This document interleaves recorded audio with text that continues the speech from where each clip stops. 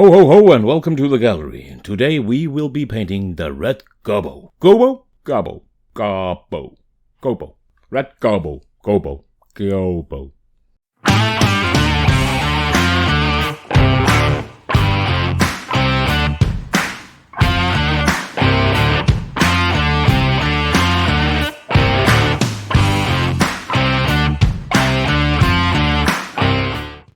For the past few weeks I've been traveling a little bit and taking a little bit of time off, so there hasn't been a new video for 2 or 3 weeks now. This put things in a little bit of a perspective for me. So moving forward I will not be posting videos every week, but rather every other week. This way, hopefully, I can make better quality videos with more interesting miniatures or more interesting techniques, or generally just more interesting stuff, rather than just putting something out willy-nilly. Main reason why I'm putting it for 2 weeks is because I have a day job and I have a big family. So to say that I'm busy is definitely an understatement. Let's just leave it at that and jump straight into painting the Red Gobbo thing. And here we have him. As you can see, I primed him and did a really sharp zenithal highlight on it. This is mainly because we will be using a lot of contrast paints, and the zenithal highlight really sells the deeper shadows with the contrast paints because they are somewhat translucent. So we're starting a little bit of warp lightning on top of the actual skin.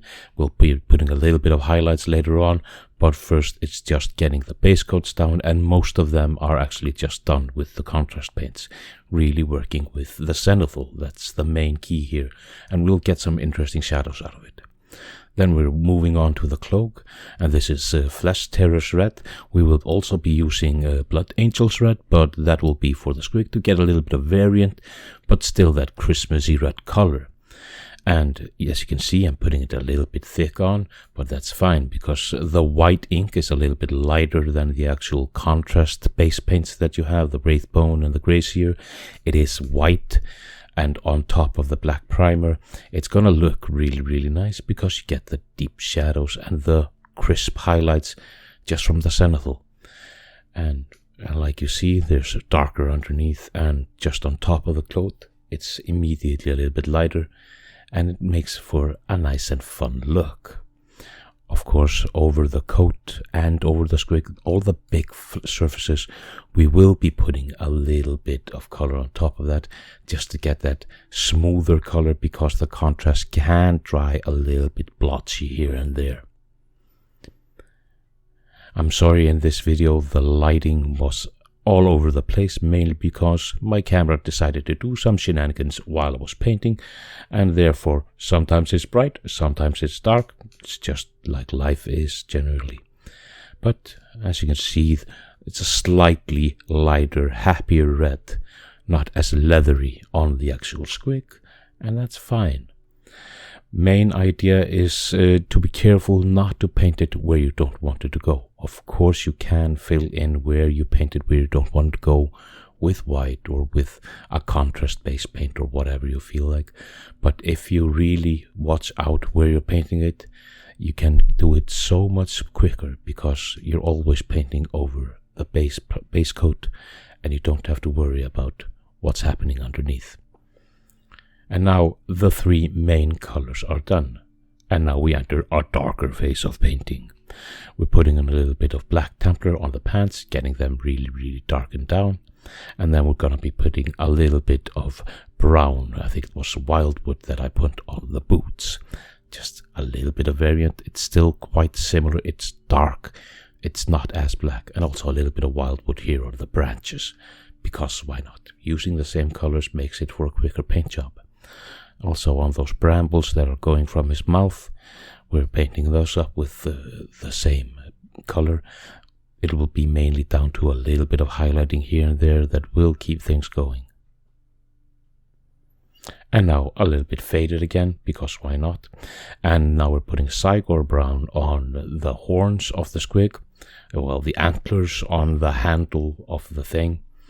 And the focus is all over the place, and it looks like you're painting through a fog, which is kind of Christmassy.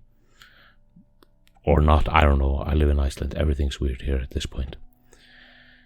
And like I said, be careful of like the rope on the end there. keep that still in the base coat, and then you're pretty much good, because then you can throw in a different contrast paint on top of that without having to wait for this to dry and put another base coat underneath and then put the contrast paint on top of that. And the boots finally. Oh, sorry.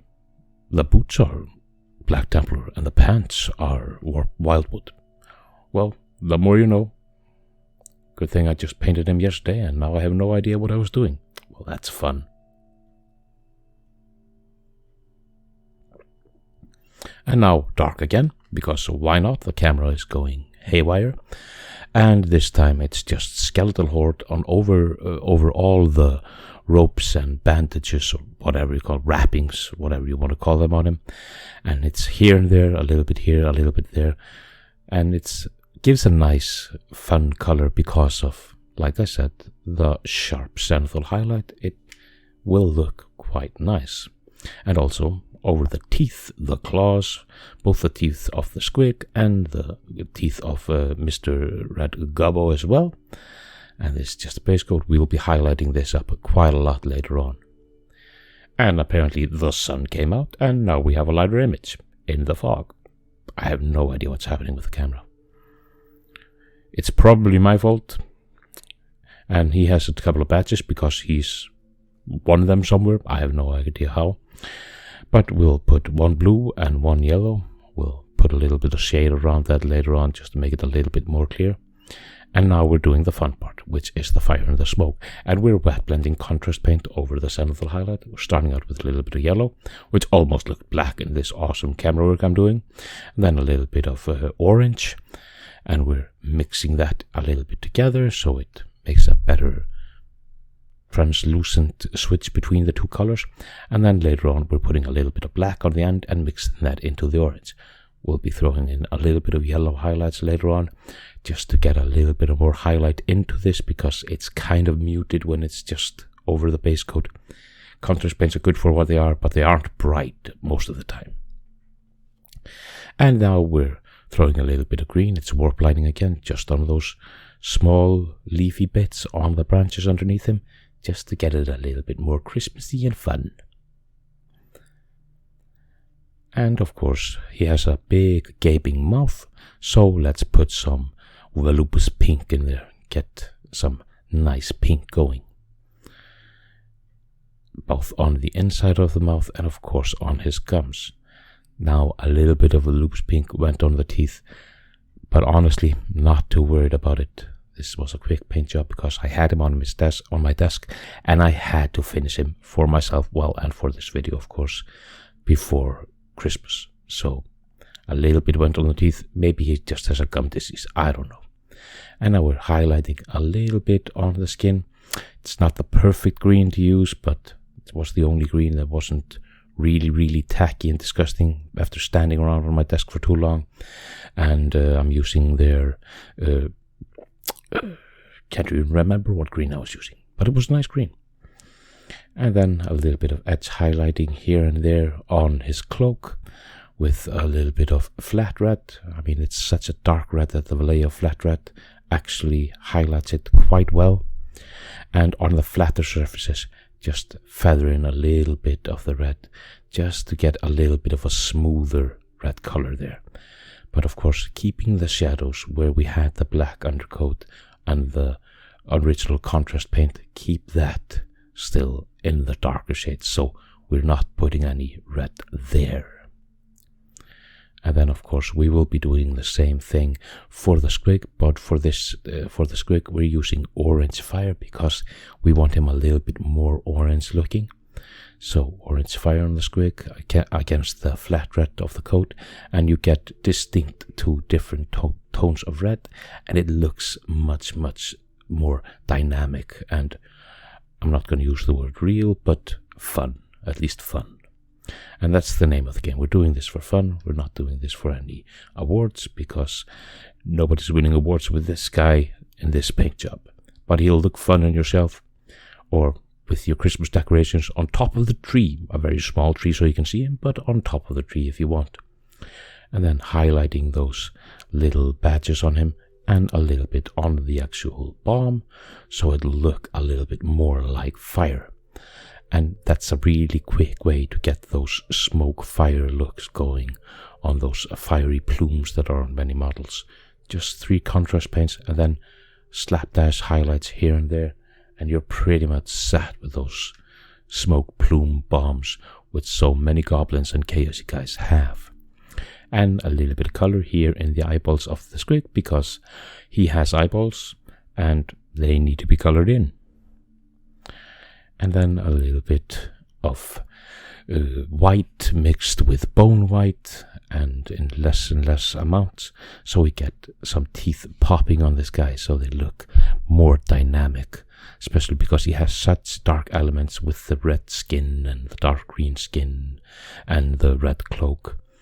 We need something to pop it a little bit, and bright, gnarly teeth, they really do the job. Later on we'll throw a little bit of art coat over the gums and over the teeth to make them a little bit more shiny and a little bit more icky and wet.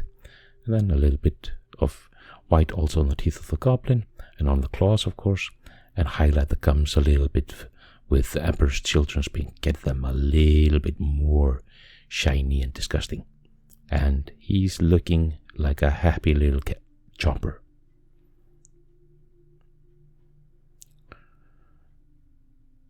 Now we're painting in the grenades. We're just using a little bit of Ogrin camo there, and also starting to paint in the beard and all the white trimmings. I'm using the white airbrush paint from Vallejo. It's quite thin, but that is fine over top of this, because then you get the shadows that were originally from the center of the highlight still showing a little bit through. And now we're losing focus as well, because why not? And let's make the filming as horrible as possible for this. And of course he has a lot of fur, and we're also base coating the bomb that he's holding, because we want that to look like a candy cane later on, and then we need the white base coat to start with.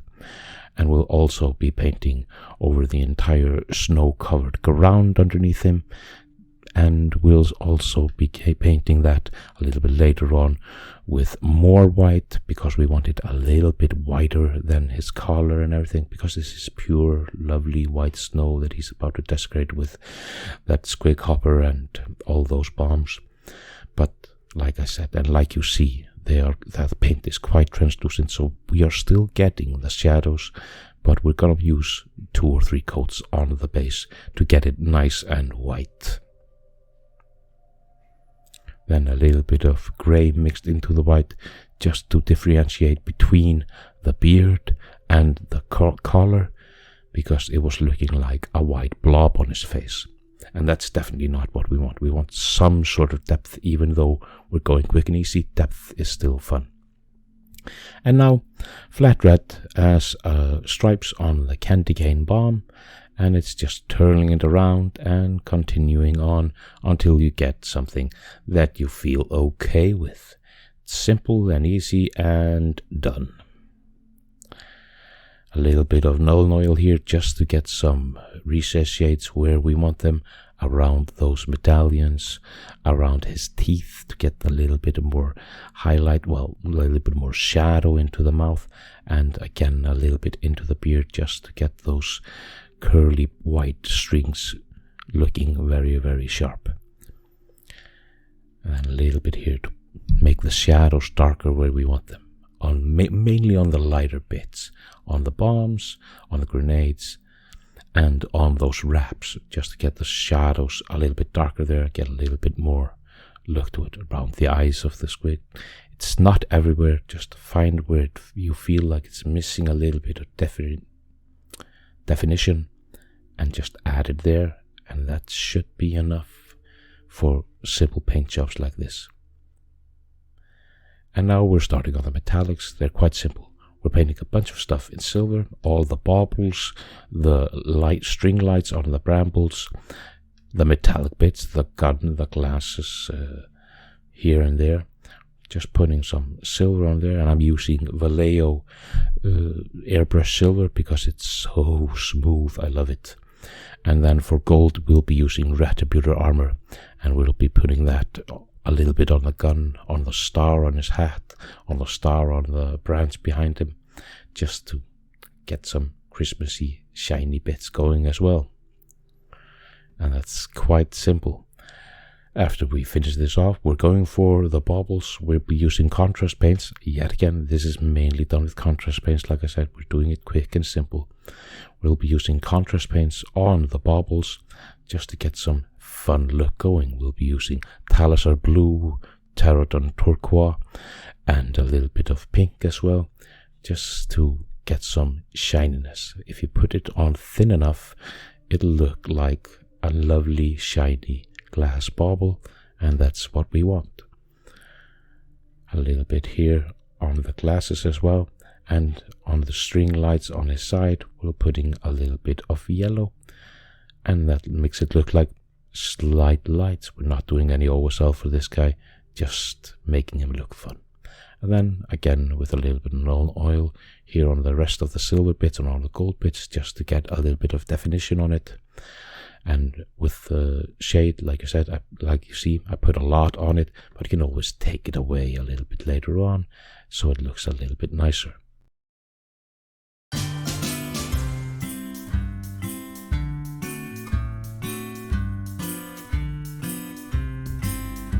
And here we have the Red Gobbo. I know it's not the perfect paint job, but you know what? I honestly don't care. I like it. It was fun to paint him, it was quick to paint him. He looks okay and he's festive and fun. That's the main idea, to have a little bit of fun. 'Tis the season to be jolly, isn't it?